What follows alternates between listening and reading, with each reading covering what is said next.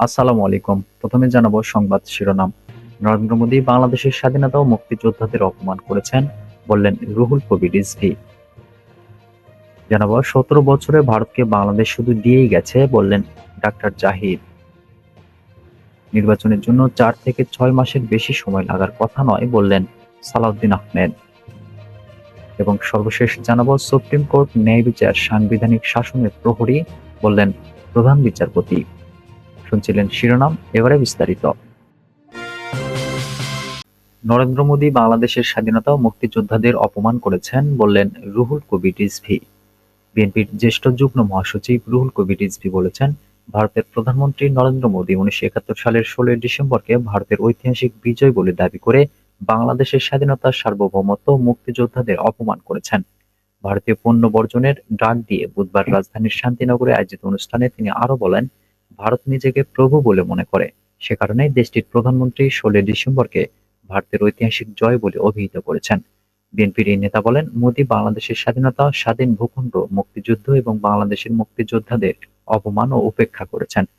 তিনি বলেন, বাংলাদেশের বীর সন্তানরা নদী, খাল, বিল, জলাশয় ও জঙ্গল থেকে পাকিস্তানের হানাদার বাহিনীর বিরুদ্ধে লড়াই করে প্রতিরোধ গড়ে তুলেছেন। ভারত বন্ধুর ভূমিকা পালন করেছে। তাহলে বাংলাদেশের বিজয় দিবসের পরিবর্তে কিভাবে ভারতের বিজয় দিবস হতে পারে? তার মানে ভারত আমাদের মুক্তিযুদ্ধকে উপেক্ষা করতে চায়, বাংলাদেশের স্বাধীনতার জন্য জীবন উৎসর্গকারী ৩০ লাখ শহীদের আত্মত্যাগকে তারা অবজ্ঞা করতে চায়। রিজভী বলেন, আমেরিকা যখন ব্রিটিশদের বিরুদ্ধে যুদ্ধ করছিল, তখন ১৭৭৬ সাল থেকে ১৭৮১ সালে তাদের বিজয় পর্যন্ত আমেরিকাকে সাহায্য করেছিল ফ্রান্স। কিন্তু ফ্রান্স কখনোই দাবি করেনি যে এটা তাদের বিজয়। আমেরিকানরা তাদের বিজয় দিবস, তাদের স্বাধীনতা দিবস উদযাপন করে। অবৈধভাবে ক্ষমতায় টিকে থাকতে শেখ হাসিনার সরকারকে সমর্থন দেওয়ায় ভারতের সমালোচনা করেন রিজভী। তিনি বলেন, গত ১৬ বছরে দিল্লি ছাড়া বিশ্বের কোনো দেশ শেখ হাসিনাকে সমর্থন দেয়নি। ১৭ বছরে ভারতকে বাংলাদেশ শুধু দিয়েই গেছে, বললেন ডাক্তার জাহিদ। বিএনপির স্থায়ী কমিটির সদস্য অধ্যাপক doctor A Z M Zahid Hossain বলেছেন, গত ১৭ বছরে ভারতকে বাংলাদেশ শুধু দিয়েই গেছে। বলা হচ্ছে, বাংলাদেশ দিয়ে ভারত ট্রানজিট নিলে বাংলাদেশ নাকি সিঙ্গাপুর হবে।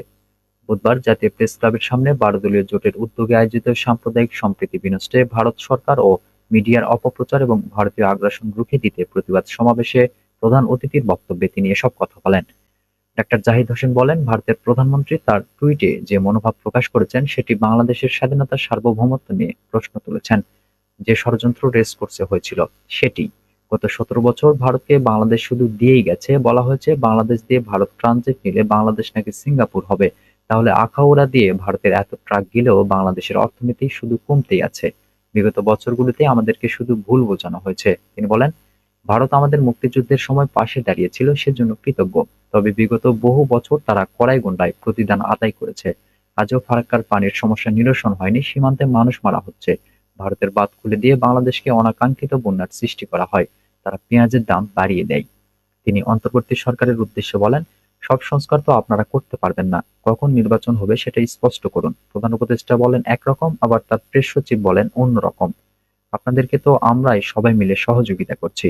আপনারা কে কথা বলবেন দায়িত্ব নিয়ে বলুন, না হলে মানুষ বিভ্রান্ত হবেন। তিনি আরো বলেন, মানুষের দুর্বিষহ জীবন, এখান থেকে উত্তরণের জন্য জনগণের নির্বাচিত সরকার প্রতিষ্ঠার বিকল্প নেই।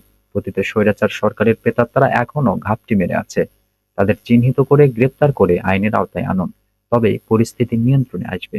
যারা দেশের ভেতরে ও বাইরে থেকে ষড়যন্ত্র করতে চায় তাদেরকে দেশবাসী স্বাধীনতার সার্বভৌমত্বের প্রশ্নে ঐক্যবদ্ধ হয়ে প্রতিরোধ গড়ে তুলবে ইনশাআল্লাহ।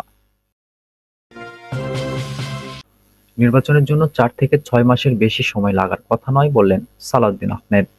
নির্বাচনের রোডম্যাপ নিয়ে বিএনপির যে প্রত্যাশা ছিল তা পূরণ হয়নি বলে জানিয়েছেন বিএনপির স্থায়ী কমিটির সদস্য সালাউদ্দিন আহমেদ। তিনি বলেছেন, নির্বাচনের জন্য ৪ থেকে ৬ মাসের বেশি সময় লাগার কথা নয়। বুধবার রাজধানীর কড়াইল বস্তি এলাকায় এক স্বাস্থ্যসেবা কর্মসূচিতে প্রধান অতিথির বক্তব্যে তিনি একথা বলেন।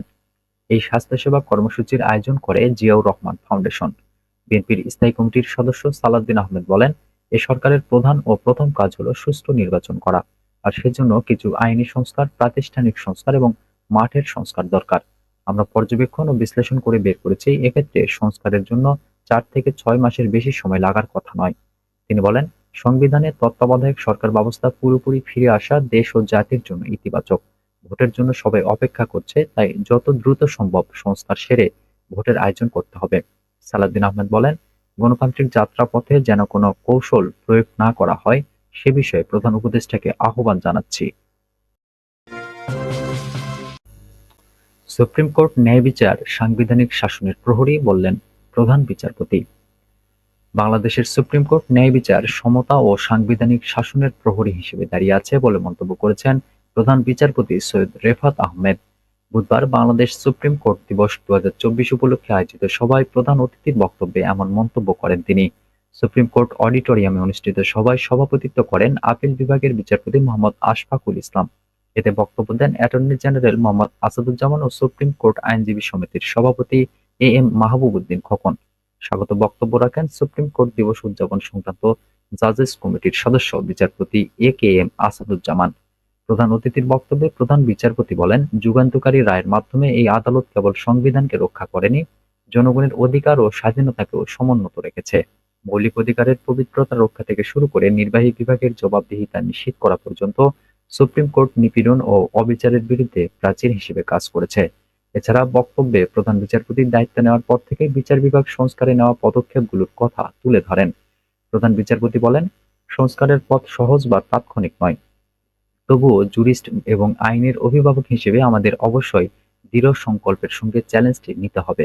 2024 সালের 21শে সেপ্টেম্বর আমি একটি সংস্কারের রোডম্যাপ ঘোষণা করেছি, যাতে জনগণের আস্থা ফিরিয়ে আনা, দক্ষতা নিশ্চিত করা এবং বিচার বিভাগের স্বাধীনতা বজায় রাখার লক্ষ্যে প্রাতিষ্ঠানিক সংস্কারের জন্য একটি নকশা তৈরি করা হয়েছে। এই রোডম্যাপের অন্যতম ভিত্তি হল প্রাতিষ্ঠানিক স্বায়ত্তশাসনের প্রয়োজনীয়তা। বিচার বিভাগকে তার সাংবিধানিক ভূমিকা কার্যকরভাবে পালন করতে হলে এটিকে অবশ্যই বাইরের সব প্রভাব থেকে সুরক্ষিত রাখতে হবে বলে মন্তব্য করেন প্রধান বিচারপতি।